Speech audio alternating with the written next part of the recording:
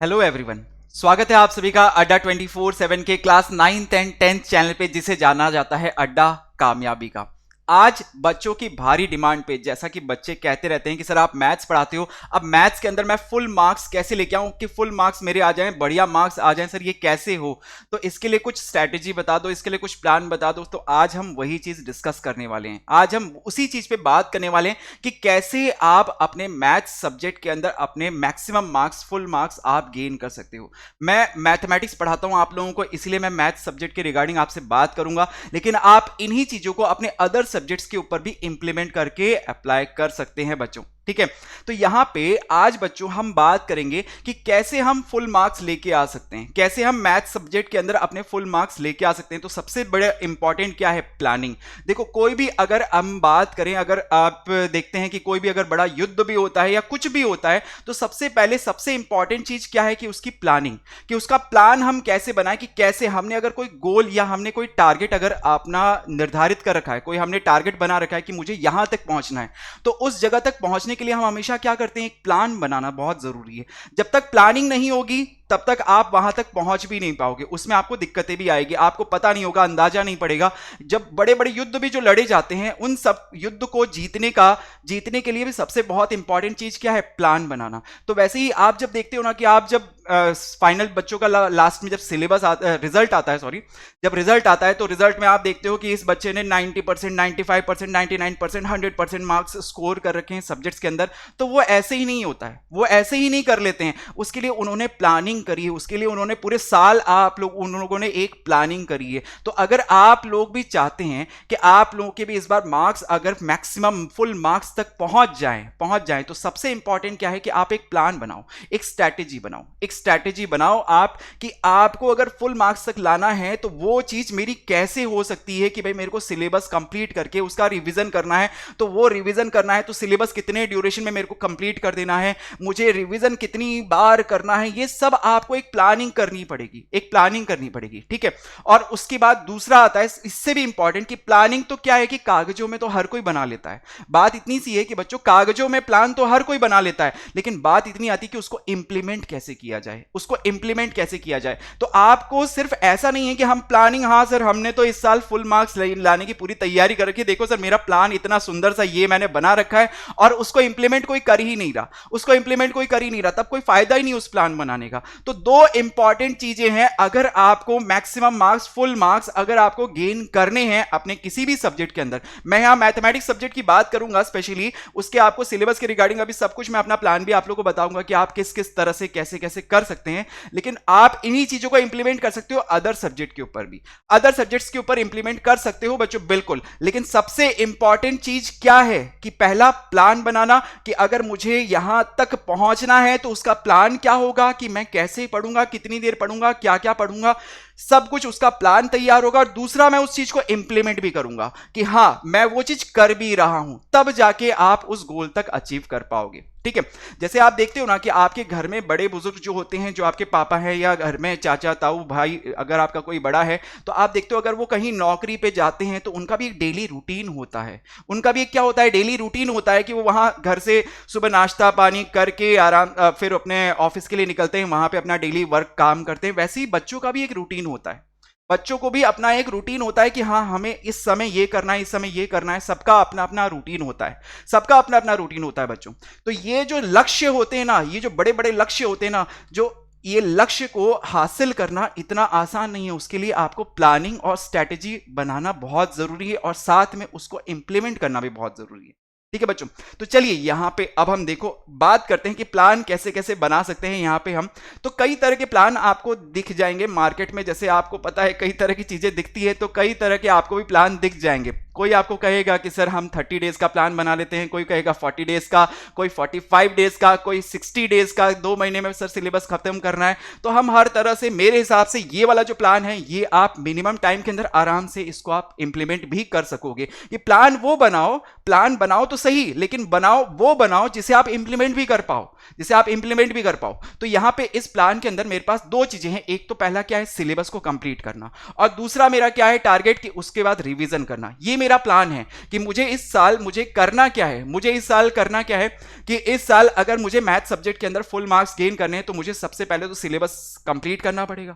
Syllabus complete करने के बाद फिर मुझे उसका क्या करना पड़ेगा, रिवीजन। जैसा कि मैं अपने हर सेशन में आप लोगों को बोलते हुए आता हूं बच्चों कि मैथ्स के अंदर जितनी कॉपियां आप भरोगे, जितने पेन आप खाली करोगे, यानी कहने का साधारण सा अर्थ यह है कि जितनी मेहनत आप करोगे उतने ही ज्यादा नंबर आपके आएंगे, उतने ही ज्यादा नंबर आपके आएंगे। तो ये सब चीजों के लिए आपको करना क्या पड़ेगा, मेहनत करनी पड़ेगी। तो हमारे दो टारगेट हैं पूरे प्लान के अंदर, मेरा दो लक्ष्य है। पहला लक्ष्य यह है कि मैं सबसे पहले तो अपना सिलेबस कंप्लीट करूं और उसके बाद रिवीजन कर दूं। उसके बाद क्या करूं, रिवीजन करूं। तो यहां पे सिलेबस जो है अगर आप देखें तो सिलेबस मेरे अकॉर्डिंग 45 डेज के अंदर आप आराम से कंप्लीट कर सकते हो। 45 डेज तो मैं मैक्सिमम लेके चल रहा हूं कि आप 45 डेज के अंदर आप आराम से अपना सिलेबस कंप्लीट कर सकते हो। बिल्कुल 45 डेज में सिलेबस कंप्लीट करने के बाद मैंने मैक्सिमम टाइम रख रखा है 30 डेज का कि 45 डेज में अगर आपने सिलेबस कंप्लीट किया तो फर्स्ट रिवीजन, भाई रिवीजन ऐसा नहीं है कि रिवीजन एक बार ही करना है, रिवीजन तो चलता रहेगा, कंटिन्यूस चलता रहेगा। तो फर्स्ट टाइम जब आप एक बार सिलेबस कंप्लीट करने के बाद आप जब रिवीजन पे जाओगे तो उस केस में रिवीजन में मैक्सिमम टू मैक्सिमम आपको 30 डेज लगेंगे, सिर्फ 30 डेज, ठीक है। उसके बाद जब आप पहली बार रिवाइज कर दोगे, दूसरी बार, तीसरी बार, चौथी बार, तो ये डेज अपने आप आपको कम होते हुए भी दिखेंगे, अपने आप आपके कम होते हुए दिखेंगे, ठीक है बच्चों। तो यहां पे मैं आपके साथ मैथ्स के अंदर 45 डेज में आपका सिलेबस कंप्लीट करने का और रिवीजन करने का 30 डेज का प्लान अभी मैं आप लोगों को क्लियर करने वाला हूं। कैसे करें, अब बात ये आती है कि सर कैसे किया जाए।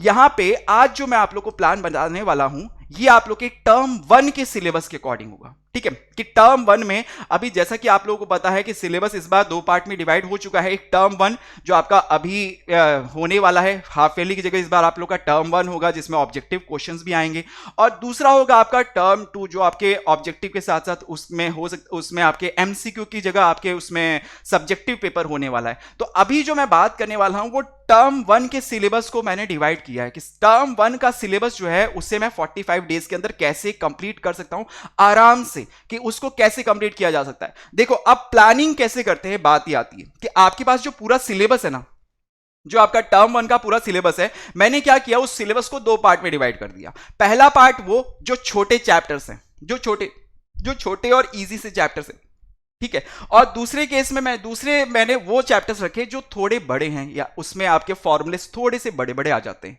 ठीक है। तो या बड़े चैप्टर्स कह लो इनको, लॉन्ग चैप्टर्स, क्योंकि मैथ्स में देखो सीधी सी बात है, मैथ्स क्या किसी भी सब्जेक्ट की कहूं तो वहां पे सीधी सी बात इतनी सी है बच्चों कि कोई भी चैप्टर इजी नहीं होता और कोई भी चैप्टर हार्ड नहीं होता। कोई बच्चे ये कहते हैं ना कि सर मुझे हार्ड लगता है, ये चैप्टर हार्ड लगता है। बच्चों बात इतनी सी है कि आपने उसमें प्रैक्टिस कम कर रखी है। अगर आप उस चैप्टर को 3 या 4 या 5 बार अगर आपको हार्ड लग रहा है ना, 3 4 5 बार आप एक बार उसकी प्रैक्टिस करके देखो, आपसे गारंटेड है कि वो चैप्टर भी आपके लिए इजी बन जाएगा, वो चैप्टर भी इजी बन जाएगा। तो बात सिर्फ इतनी सी, अगर आप ये चीज ये जो फॉर्मूलेज आपको मैं बता रहा हूं ना बच्चों, ये जो याद करने के तरीके कि आपके मैक्सिमम मार्क्स लाने के तरीके, ये सब मैथ्स के लिए नहीं एप्लीकेबल है। मैं मैथ्स का टीचर हूं इसलिए आपको मैथ्स के सब्जेक्ट्स लेके, मैथ्स का सिलेबस लेके यहां पे बता रहा हूं, लेकिन आप इसको अपने बाकी सब्जेक्ट्स में भी इंप्लीमेंट कर सकते हैं, बाकी सब्जेक्ट्स में भी इंप्लीमेंट कर सकते हो। तो मैंने क्या किया कि टर्म 1 के अंदर सबसे पहले मेरा प्लानिंग क्या थी कि टर्म 1 के अंदर मैंने पूरे सिलेबस को, जो मेरा टर्म 1 का सिलेबस है उसे मैंने दो पार्ट्स में रख दिया। एक पार्ट कौन सा, जिसमें छोटे वाले चैप्टर्स हैं, छोटे छोटे, जिनको मैं फटाफट से कंप्लीट कर सकता हूं, और दूसरे केस में वो वाले चैप्टर जो थोड़े बड़े हैं, या उसके अंदर फॉर्मूलेस थोड़े बड़े बड़े आ जाएंगे, उसको मेरे को याद करना है, ठीक है। तो इस तरह से मैंने पहले सिलेबस को दो पार्ट में डिवाइड कर दिया। अब इसमें मुझे करना क्या है कि अगर मैं 45 डेज के अंदर इस पूरे टर्म 1 के सिलेबस को अगर मैं कंप्लीट करना चाहता हूं तो मुझे देना क्या पड़ेगा, सर कितनी घंटे पढ़ना पड़ेगा, क्या मुझे डेली के 5-5 10-10 घंटे पढ़ना पड़ेगा? नहीं, ऐसा नहीं है। आप डेली के सिर्फ 2 घंटे, डेली सिर्फ 2 घंटे आप पढ़ो मैथ्स को। ज्यादा पूरा 24 घंटे में से आपको पूरा टाइम नहीं देना है कि सिर्फ मैथ्स पे ही लगे हुए हैं, मैथ्स पे ही हम बने हुए हैं कि सर वहां पे क्वेश्चन सॉल्व कर जा रहे हैं, ऐसा नहीं है। आपको हर एक सब्जेक्ट को अपना पर्टिकुलर टाइम अपना देना पड़ेगा बच्चों। तो मैथ्स के लिए आपको बहुत ज्यादा कोई जरूरत नहीं है कि आप यहां पे 4-5 5-5 घंटे आप बैठ के सिर्फ मैथ्स के क्वेश्चन ही सॉल्व कर जा रहे हो, नहीं। आप डेली बेसिस में 45 दिन तक अगर सिर्फ 2 घंटे पढ़ाई करोगे ना, सिर्फ 2 घंटे आप मैथ्स की पढ़ाई करोगे ना, सिर्फ मैथ्स की किताब को आप लेके बैठ के उसके क्वेश्चन सॉल्व करोगे ना, तो आप आसानी आसानी से सिर्फ 45 डेज के अंदर, सिर्फ 45 डेज के अंदर बच्चों आप इस पूरे सिलेबस को आसानी से कंप्लीट कर सकते हो। और मैं कह रहा हूं मजे मजे में करोगे, मजे मजे में करोगे आप आराम से इस पूरे सिलेबस को, टर्म 1 के सिलेबस को डेली सिर्फ 2 घंटे आपको पढ़ना है मैथ्स को, और आप 45 डेज के अंदर आराम से इस सिलेबस को कंप्लीट कर सकते हो। अब आप देखना चाहोगे कैसे, कि सर कैसे होगा, मैं आपको चैप्टर बाय चैप्टर आपको पूरी प्लानिंग बताने वाला हूं कि आप चैप्टर बाय चैप्टर किस चैप्टर को कितना टाइम दे सकते हैं, कैसे क्या हो सकता है, सब कुछ अभी मैं आपको डिस्कस करूंगा। पेपर वर्क पूरा यहां पे आप देखोगे कि सर यहां पे कि कैसे 45 डेज के अंदर आसानी से पूरा सिलेबस कंप्लीट हो सकता है, वो भी सिर्फ 2 घंटे पढ़ाई करके डेली मैथमेटिक्स में, मैथ्स की सिर्फ 2 घंटे पढ़ाई करके। ठीक है बच्चों, तो देखो चलो शुरुआत करते हैं कि अगर मुझे मैथ्स पढ़ना है सिर्फ डेली का 2 घंटा, सिर्फ 2 घंटा पढ़ना है, आपको ज्यादा टाइम नहीं देना, तो सबसे पहले हम स्मॉल वाले जो चैप्टर्स थे जिसमें मैंने कैटेगरी बनाई थी स्मॉल और लॉन्ग, 2 कैटेगरीज मैंने बना रखी थी। तो स्मॉल वाले चैप्टर्स के अंदर आपके कौन कौन से चैप्टर थे कि ये सबसे पहले real number, polynomial, coordinate geometry और प्रोबेबिलिटी, ये सबसे छोटे छोटे से चैप्टर हैं आपके। अब रियल नंबर की अगर पहले बात करूं तो रियल नंबर चैप्टर के अंदर आता क्या क्या है कि बेसिकली इस बार रियल नंबर जो आप पढ़ते हो क्लास 10 का सबसे पहला चैप्टर है आपका, तो इसमें आपका सबसे पहले आता क्या है कि एक यूक्लिड डिवीजन एल्गोरिथम आती है। यूक्लिड डिवीजन एल्गोरिथम, उसका आपका यूक्लिड डिवीजन लिएमा, उस पे बेस्ड क्वेश्चन, थ्योरेटिकल क्वेश्चंस भी होते हैं और कुछ आपके एलसीएम एचसीएफ ज्ञात करने वाले क्वेश्चंस भी होते हैं। तो बेसिकली वो 2 मिला के टॉपिक है। तो मैंने इस पूरे इस यूक्लिड डिवीजन एल्गोरिथम, इस टॉपिक को मैंने 2 दिन का टाइम दे रखा है। आप देख सकते हैं लास्ट में 2 लिखा हुआ है, इसका मतलब है 2 दिन का टाइम। उसके बाद इर्रेशनल नंबर, इर्रेशनल नंबर इतना इजी कि उसमें आपको √2, √3, √5 इस तरह के नंबर्स को इर्रेशनल प्रूव करना होता है, अपरिमेय संख्याएं आपको प्रूव करना होता है। और उसके बाद कि शांत यह है, अशांत है, टर्मिनेटिंग है, नॉन टर्मिनेटिंग है, किस तरह का डेसिमल एक्सप्रेशन होगा, उस पे बेस्ड क्वेश्चन की 2 की पावर m या इंटू 5 की पावर n की फॉर्म में है या नहीं, उस वाले वो वाले क्वेश्चन। कुल मिला के अगर आप हद से हद टाइम भी दोगे ना तो इस चैप्टर को आप, इस टॉपिक को भी आप 2 दिन में खत्म कर सकते हो। यानी कि ये रियल नंबर वाला जो पहला चैप्टर है, आप मैक्सिमम बता रहा हूं, मैक्सिमम आप खुद सोच के देखो, इससे ज्यादा इसमें कुछ है ही नहीं करने के लिए, इससे ज्यादा इसमें कुछ है ही नहीं। तो आप इस चैप्टर, पहले चैप्टर रियल नंबर को आप आसानी से 4 दिन के अंदर खत्म कर सकते हो, 4 दिन में आसानी से खत्म हो सकता है। बात करें अगर पॉलिनोमियल की, तो पॉलिनोमियल चैप्टर के अंदर बच्चों, पॉलिनोमियल के अंदर बेसिकली अगर इसकी कैटेगरी बनाए इस चैप्टर की, तो 2 टॉपिक आप मानोगे कि पहला तो ये आता है इंट्रोडक्शन टू पॉलिनोमियल, कि पॉलिनोमियल क्या है वो हम 9th में भी पढ़ के आ चुके हैं, कि हमें पता है कि पॉलिनोमियल्स होते क्या हैं, उनकी कौन कौन सी कैटेगरीज होती है, ये हमें पता है, जीरोस क्या होते हैं, ये सब हमें पता है। बात इसमें मेन इंपॉर्टेंट क्या है कि relation between zeros and coefficient, कि सर संबंध क्या होते हैं कॉफिशिएंट्स, गुणांक और उनके शून्यकों के बीच में। इसको अगर आप देखें, ये एक टॉपिक ये हो गया, और दूसरा हो गया आपका डिवीजन एल्गोरिथम। तो डिवीजन एल्गोरिथम, डिवीजन भी तो आप क्लास 9 में सीख के आए हो कि कैसे एक बहुपद के अंदर दूसरे बहुपद का हम भाग देते हैं, ये चीज भी तो आप सीख के आए हो। तो बच्चों कुल मिला के 2 टॉपिक है, कुल मिला के 2 टॉपिक है। अब relation between zeros and coefficient of polynomial, मैं मानता हूं हद मार के आपने इसमें 2 दिन का टाइम दे दिया, 2 दिन का टाइम दे दिया। तो डिवीजन एल्गोरिथम जो आप पहले से भाग देना आता है आपको कि एक बहुपद के अंदर दूसरे बहुपद का भाग हम कैसे देते हैं, तो इसको आप हद मार के 1 दिन में आराम से कर सकते हो, इसकी प्रैक्टिस आप आसानी से कर सकते हो। तो इस तरह से आपका पॉलिनोमियल चैप्टर कुल मिला के 3 दिन के अंदर खत्म, 3 दिन के अंदर खत्म। अगर कोऑर्डिनेट ज्योमेट्री चैप्टर की बात करूं तो कोऑर्डिनेट ज्योमेट्री चैप्टर के अंदर क्या है इसमें डिस्टेंस फार्मूला, 3 फार्मूले, डिस्टेंस फार्मूला, सेक्शन फार्मूला और एरिया ऑफ ट्रायंगल, कुल मिला के 3 टॉपिक्स हैं आपके। अब आप डिस्टेंस फार्मूला और सेक्शन फार्मूला आसानी से एक ही दिन में निपटा सकते हो, आसानी से निपटा सकते हो, ठीक है। और बचा एक area related to area of triangle, area of triangle का एक ही सूत्र होता है, उस पर अभ्यास करनी है। तो आप आसानी से, अगर आप ईमानदारी से अगर आप 2 घंटे इसको दोगे ना तो आप एरिया ऑफ ट्रायंगल आसानी से आप निपटा सकते हो। कुल मिला के मैं कह रहा हूं कोऑर्डिनेट ज्योमेट्री तो इतना छोटा सा चैप्टर है ना, कि इतना इजी सा चैप्टर है कि आप 2 दिन आप इसको ज्यादा दे रहे हो, 2 दिन के अंदर आसानी से आप इस चीज को निपटा सकते हो, ठीक है। अब बात करें प्रोबेबिलिटी की, तो प्रोबेबिलिटी में है क्या, प्रोबेबिलिटी के अंदर आपको प्रोबेबिलिटी प्रायिकता ही तो ज्ञात करनी होती है, प्रायिकता ही तो ज्ञात करनी है, उस पे एक ही तो सूत्र है और उसी पे आधारित प्रश्न घूम फिर के आते रहते हैं। तो आप मैक्सिमम टू मैक्सिमम अभ्यास भी, कितने ही क्वेश्चंस का आप प्रैक्टिस कर लो, आप हद से हद 2 दिन में आप इस चैप्टर को भी निपटा सकते हो। अब अगर इन सब चैप्टर्स, ये जो 4 चैप्टर्स आपने छोटे वाले लिखे, अगर इन सब को अगर देखा जाए कि इस पहले चैप्टर को आप 4 दिन में, दूसरे चैप्टर को आप 3 दिन में, इस तरह से कोऑर्डिनेट ज्योमेट्री को आप 2 दिन में और प्रोबेबिलिटी को आप 2 दिन में निपटा रहे हो तो कुल मिला के आपने कितने दिन लिए कि सर कुल मिला के मैंने 11 दिन में खत्म कर दिया। ये 4 चैप्टर तो मैं 11 दिन में खत्म कर सकता हूं, आसानी से आप खत्म कर सकते हो। इसमें कोई कहीं लोड भी लेने की जरूरत नहीं है। 2 घंटे आप डेली के दे रहे हो, सिर्फ 2 घंटे डेली के, सिर्फ 2 घंटे डेली के, और 11 दिन में आपके ये जो 4 चैप्टर है आसानी से आपने कर दिए खत्म। अब बात करते हैं थोड़े बड़े वाले चैप्टर्स की। तो बड़े वाले चैप्टर तो उनको तसल्ली से टाइम भी दो, उनको तसल्ली से टाइम भी दो कि बड़े वाले चैप्टर्स आपके कौन कौन से हैं। कि सर मेनली ये चैप्टर है pair of linear equation in two variable, triangle, trigonometry और area of related to circle. ये 4 चैप्टर हैं। अगर आप pair of linear equation in two variable की बात करो तो इसके अंदर आपके कुछ 4 टॉपिक्स आएंगे।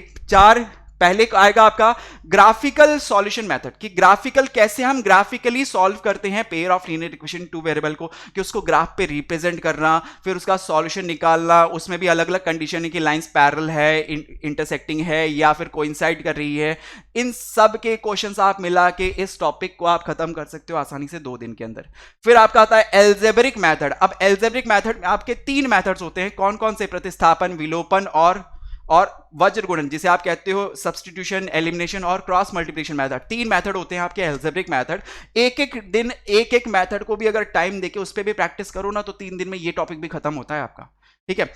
उसके बाद एक टॉपिक आता है आपका रिड्यूसिबल मेथड। रिड्यूसिबल, जिसमें हम क्या करते हैं, पेयर ऑफ लीनियर इक्वेशन को रिड्यूस करके उसको कन्वर्ट करते हैं pair of linear equation in two variable के अंदर। तो उस पे आप 1 दिन का अपना समय दे सकते हो। और 3 दिन तो मैंने और दिए हैं आपको वर्ड प्रॉब्लम्स पे निपटाने के लिए, कि वर्ड प्रॉब्लम्स, क्योंकि इस चैप्टर में से वर्ड प्रॉब्लम्स आपके लिए आती है। कई बार वर्ड प्रॉब्लम्स आपसे पूछी जाती है, बहुत इंपॉर्टेंट है इस चैप्टर में से, इसलिए वर्ड प्रॉब्लम्स की प्रैक्टिस के लिए मैंने 3 दिन का समय और दिया। 3 दिन का समय अगर हम और ले लेते हैं तो इस तरह से आप देख सकते हो ये चैप्टर पूरा, ये chapter pair of linear equation in two variable आप आसानी से, आराम से, कि सर तसल्ली से डेली का 2 घंटा मैं दे रहा हूं तो ये चैप्टर मेरा कितने दिनों में खत्म हो रहा है? कि सर 2 और 3 5 और 4 9 दिन में ये चैप्टर खत्म। अब बात आती है ट्रायंगल चैप्टर की। तो ट्रायंगल के अंदर है क्या क्या? कि सर सबसे पहले हम ये पढ़ते हैं ट्रायंगल में सिमिलैरिटी क्या होती है, फिर क्राइटेरिया, सिमिलैरिटी के क्राइटेरियाज कौन कौन से हैं। इस पे आपके प्रूफ वाले क्वेश्चंस भी प्रूफ भी आते रहते हैं कि सिमिलैरिटी के अंदर हम थेल्स थ्योरम का इनवर्स बेसिक बीपीटी हम पढ़ते हैं इसमें, ठीक है। और क्राइटेरियाज क्या है, क्राइटेरियाज के भी प्रूफ आपके आते रहते हैं। तो इन सब को, इन दोनों को अगर आप देखो तो 2 दिन का टाइम बहुत है। कि सिमिलैरिटी में आपने पहले 1 दिन आपने प्रूफ सारे कर लिए, उस पे बेस अगले दिन आपने क्वेश्चंस कर लिए। इसी तरह से criteria of similarity of triangle, इस पे 1 दिन आपने प्रूफ में टाइम दिया हो तो 1 दिन आपने आसानी से इस पे बेस क्वेश्चन कर लिए। फिर एरिया ऑफ सिमिलर ट्रायंगल, ये तो सबसे आसान, मतलब बच्चों वाला टॉपिक है। आपने 1 दिन आसानी से इस पे प्रूफ वाले क्वेश्चंस करे और 1 दिन आपने इस पे प्रूफ, 1 दिन तो आपने इसका प्रूफ कर लिया और 1 दिन आपने टाइम दिया इसके प्रूफ वाले क्वेश्चंस के ऊपर। आसानी से आप इसको भी 2 दिन में निपटा सकते हो। फिर बात आती है एक और इंपॉर्टेंट टॉपिक आपका पाइथागोरस थ्योरम। अब पाइथागोरस थ्योरम का प्रूफ भी आता है तो पाइथागोरस थ्योरम का प्रूफ भी आप करोगे और इस पे बेस्ड क्वेश्चंस भी अच्छे लेवल के आपके बनते हैं। तो आप इस टॉपिक को भी आप समय दो, 3 दिन का अगर आप समय दो, डेली 2 घंटे अगर आप करते हो तो 3 दिन में ये टॉपिक भी आपका पाइथागोरस थ्योरम का भी आसानी से आप खत्म कर सकते हो। तो मैं ज्यादा कुछ नहीं मांग रहा, डेली के 2 घंटे का समय मांग रहा हूं आपसे। इस तरह से आप इस चैप्टर को भी आसानी से निपटा सकते हो। इसी तरह से अगर बात करूं मैं ट्रिग्नोमेट्री की, तो ट्रिग्नोमेट्री में आपके अंदर है क्या क्या, इस चैप्टर के अंदर आता क्या है, ट्रिग्नोमेट्रिक रेशियोज। सबसे पहले ट्रिग्नोमेट्रिक रेशियोज आसानी से आप सबसे पहले समझो कि ट्रिग्नोमेट्रिक रेशियोज कौन कौन से हैं, उसका क्या होता है, कौन होता है परपेंडिकुलर अपॉन बेस, कौन लंब बटा आधार, कौन आधार बटा कर्ण, कौन यहां पे लंब बटा कर्ण होता है, क्या होता है, सब कुछ आप समझो, उस पे बेस क्वेश्चंस करो। 2 दिन में आपका ये टॉपिक खत्म हो सकता है। इसके बाद आता है स्पेसिफिक एंगल्स की, trigonometric ratios of some specific angle, आपको टेबल बनाना आना चाहिए। टेबल बनाने के बाद उस पे बेस क्वेश्चंस आप आसानी से करो तो आराम से आप उसको हद मार के 2 दिन के समय में आप खत्म कर सकते हो। इसी तरह से अगर आप कॉम्प्लीमेंट्री एंगल्स की बात करो तो कॉम्प्लीमेंट्री एंगल्स पे भी आप हद मार के 2 दिन में इस चैप्टर इसको भी आप खत्म कर सकते हो। और इनमें अगर आप समय बचाते हो तो आपको आइडेंटिटीज, ट्रिग्नोमेट्रिक आइडेंटिटीज पे भी जो प्रूफ वाले क्वेश्चंस होते हैं उसमें आपको टाइम ज्यादा मिलेगा। अभी मेरे अकॉर्डिंग मैंने 4 दिन का समय आपको दिया है कि डेली 2 घंटे की अगर आप प्रैक्टिस करते हो तो ट्रिग्नोमेट्रिक आइडेंटिटीज पे बेस्ड क्वेश्चंस को करने में आपको मैक्सिमम टू मैक्सिमम 4 दिन लगेंगे। 4 दिन अगर आपने इसकी प्रैक्टिस करी तो आसानी से ये चैप्टर भी आपका खत्म हो जाएगा, ये टॉपिक भी खत्म, ये पूरा चैप्टर ट्रिग्नोमेट्री भी खत्म। बचा है अब आपका एक लास्ट चैप्टर टर्म 1 के अकॉर्डिंग कि sir area related to circle. अब एरिया रिलेटेड टू सर्कल है, इसमें है क्या क्या, सबसे पहले आता है आपका एरिया ऑफ सर्कल। सबसे पहले एक बेसिक से क्वेश्चंस आते हैं, area of circle, perimeter of circle, उस पे बेस्ड आप आसानी से उसके फॉर्मूले आपको छोटी क्लासेस से पढ़ते हुए आप आ रहे हो तो आसानी से 1 दिन में आप उसको खत्म कर सकते हो। 2 घंटे में बेसिक से टॉपिक्स हैं, ठीक है। उसके बाद फिर आता है आपका एरिया ऑफ सेक्टर। अब सेक्टर का एरिया एक ही फॉर्मूला है, एक ही फॉर्मूला है कि सर सेक्टर का एरिया कैसे निकालते हैं, उस पे बेस क्वेश्चंस आसानी से आप एक दिन में निपटा सकते हो एरिया ऑफ सेक्टर को। फिर आता है area of segment. Area of segment कि सर एरिया ऑफ सेगमेंट का भी एक ही फॉर्मूला है कि कैसे निकालते हैं एरिया ऑफ सेगमेंट, उसका भी फॉर्मूला आपने देखा और उस पे बेस क्वेश्चंस कर लिए, दो एक दिन में आपने इसको भी निपटा दिया, इसको भी निपटा दिया। मेन मोटा टॉपिक इसमें है क्या, वो है कॉम्बिनेशन ऑफ फिगर्स, कि अगर आप संयोजन कर देते हैं ना, जब आकृतियों का संयोजन हो जाता है तो उस स्थिति में जो नई नई आकृतियां बनती है उनका हमें अगर ज्ञात करना हो क्षेत्रफल, तो उन्हें हम कहते हैं area of combination of plane figures. इस पे मैंने 3 दिन का समय इसीलिए दिया है जिससे आप इस पे अभ्यास अच्छे से कर सके, क्योंकि बाकी वाले दोनों में अगर आपने अच्छे से अभ्यास कर लिया कि बाकी एरिया ऑफ सेक्टर और एरिया ऑफ सेगमेंट अगर आपको निकालना आ गया, एक एक दिन में आसानी से आप इनके फॉर्मूले पे बेस्ड क्वेश्चंस आप प्रैक्टिस कर लोगे, तो आप इजी वे में इस कॉम्बिनेशन ऑफ प्लेन फिगर्स को भी आप इजीली कर सकते हो, बिल्कुल कर सकते हो, बिल्कुल कर सकते हो। 3 दिन में ये भी चैप्टर खत्म। तो कुल मिला के कितने दिन हुए साहब, कितने दिन कि पहला चैप्टर ये पेयर ऑफ लीनियर इक्वेशन 9 दिन में खत्म हुआ, दूसरा ये भी 3 2 2 4 ये भी 9 दिन में खत्म हो गया, फिर तीसरा ये टिक्नोमेट्री आया तो टिक्नोमेट्री आपने 10 दिन के अंदर, मैक्सिमम 10 दिन के अंदर ले लिया, और एरिया रिलेटेड टू सर्कल 3 और 3 6 दिन में ये भी खत्म।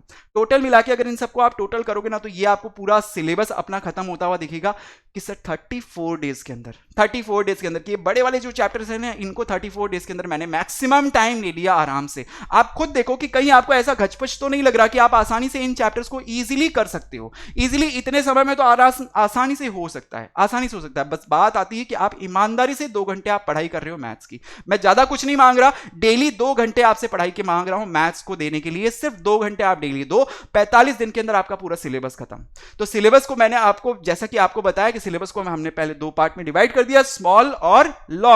11 दिन में आपका स्मॉल वाले चैप्टर्स खत्म हो रहे थे 4, और बाकी के 4 जो बड़े चैप्टर्स है वो 34 डेज में खत्म। तो इस तरह से डेली 2 घंटे देके, मैथ्स को डेली 2 घंटे देके आप आसानी से पूरे 45 डेज के अंदर अपना सिलेबस निपटा सकते हो टर्म 1 का। उसके बाद आपकी रिवीजन की बात है, तो रिवीजन आप अपने अकॉर्डिंग जैसे भी आप करो, मैक्सिमम मैं बता रहा हूं कि अगर मैक्सिमम आप एक बार रिवीजन करते हो, फर्स्ट टाइम जब रिवीजन करोगे तो मैक्सिमम आपको 30 डेज का टाइम मिलेगा, मैक्सिमम आपको 30 डेज का टाइम लगेगा, ठीक है। और टर्म 1 में इस बार आप लोग के चूंकि ऑब्जेक्टिव के ज्यादा क्वेश्चंस आने वाले हैं, ऑब्जेक्टिव एमसीक्यू बेस्ड क्वेश्चंस आएंगे, तो उसकी प्रैक्टिस हमने ऑलरेडी आप लोगों के लिए स्टार्ट करवा दी है बच्चों। तो अगर आप अभी तक ऑब्जेक्टिव वाले क्वेश्चंस, अगर उन सब के लिए अगर आपको मिल नहीं रहा कि कहां से देखिए कैसे करें, तो आप हमारे प्लेलिस्ट में जाएं बच्चों, वहां पे आपको एमसीक्यू की सीरीज दिख जाएगी। मैथ्स की ऑलरेडी स्टार्ट हो चुकी है, बाकी सब्जेक्ट की भी धीरे धीरे अपने आप स्टार्ट होती जा रही है बच्चों। तो आपको इन एमसीक्यू सीरीज से बहुत फायदा मिलने वाला है इस बार आपके टर्म 1 के अंदर, क्योंकि मैक्सिमम पोर्शन इस बार टर्म 1 के अंदर, आप मैक्सिमम क्या पूरा सिलेबस ही आपका इस बार टर्म 1 के अंदर ऑब्जेक्टिव आएगा। तो आप इन ऑब्जेक्टिव क्वेश्चंस की पूरी प्रैक्टिस कर सकते हो। आपको हमारे चैनल की प्लेलिस्ट में आपको इसके दिख जाएगा एक फोल्डर जिसमें आप एमसीक्यू की सीरीज लिखी हुई दिखेगी, आप उसके थ्रू मैथ्स के सारे एमसीक्यूज को आप सॉल्व करवा सकते हो, सॉल्व आसानी से कर सकते हो, ठीक है बच्चों। तो इस तरह से मैंने अपना प्लान आप लोगों को बता दिया। अब ये सब प्लान ठीक है, आप अपने अकॉर्डिंग इन प्लान को थोड़ा बहुत मॉडिफाई अपने अकॉर्डिंग कर भी सकते हो। देखो सबका डेली रूटीन अलग है, सबका रूटीन अपना अलग होता है। कोई कहेगा आपको कि आप देखोगे कि सर ये तो पिछले साल टॉपर था, आपका कोई होगा सीनियर विनियर जान पहचान का, तो वो कहेगा कि सर मैं तो क्या, वो आप देखो कि सर वो तो क्या टॉपर है, पिछले साल उसने ना 10th बोर्ड के अंदर ना सर 99% मार्क्स स्कोर करें, 99 मार्क्स तो उसके 100 में से 100 मार्क्स तो उसके मैथ्स में आए सर, वो तो ना सुबह पढ़ाई करता था हमेशा मैथ्स की। तो ऐसा कोई जरूरी नहीं है बच्चों कि आप उसको देख देख के आप भी सुबह चालू हो जाओ, आप भी सुबह चालू हो जाओ। सबका अपना बॉडी अलग होती है, सबका शरीर अलग है, सबका दिमाग अलग है, सबका अपना पढ़ने का तरीका अलग है। तो आप अपने अकॉर्डिंग अपना प्लान बनाओ। आप दूसरों को कॉपी करने गए ना तो आप वहीं धराशायी हो जाओगे बच्चों।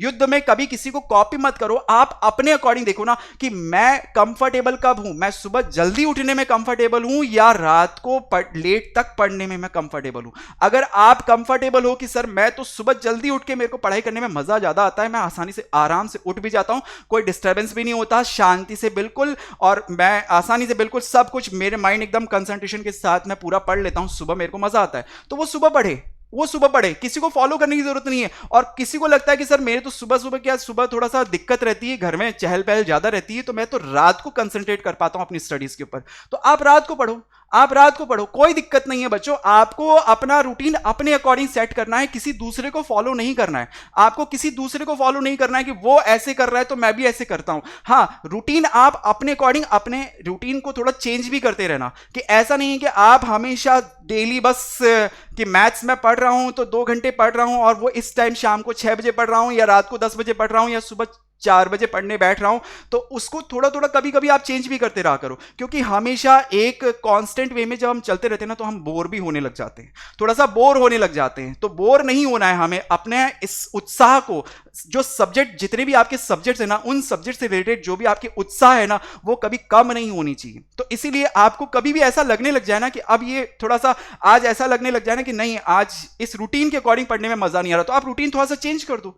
आपको प्लान पता है कि मुझे यहां तक पहुंचना है, तो उसको जाने का तरीका आप फिर से थोड़ा सा चेंज कर दो कि साहब इसको आगे पीछे कर दिया थोड़ा सा, इस तरह से आप कर सकते हो, अपना प्लान बना सकते हो। तो इस तरह से आप लोग को भी इंप्लीमेंट करना है बच्चों, ठीक है।